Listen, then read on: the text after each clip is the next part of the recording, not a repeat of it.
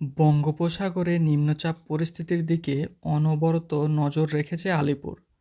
তারা জানিয়েছে, এই মুহূর্তে গভীর নিম্নচাপ অবস্থান করছে পূর্ব মধ্য বঙ্গোপসাগরে। গভীর নিম্নচাপ থেকে শনিবার রাতে ঘূর্ণিঝড় তৈরি হবে বলে জানিয়েছেন আবহাওয়াবিদরা। তারপর তা শক্তি বাড়িয়ে ক্রমশ এগোবে উত্তর দিকে। উত্তর এবং দক্ষিণ চব্বিশ পরগনায় রবিবার এবং সোমবার ভারী থেকে অতি ভারী বৃষ্টি, বজ্রপাত এবং ঝড় হতে পারে। লাল সতর্কতা জারি করা হয়েছে এই দুই জেলায়। এছাড়াও ঘূর্ণিঝড়ের প্রভাবে রবি এবং সোমবার কলকাতা, হাওড়া, হুগলি, পূর্ব মেদিনীপুর, মুর্শিদাবাদ এবং নদিয়ায় ভারী থেকে অতি ভারী বৃষ্টি হতে পারে।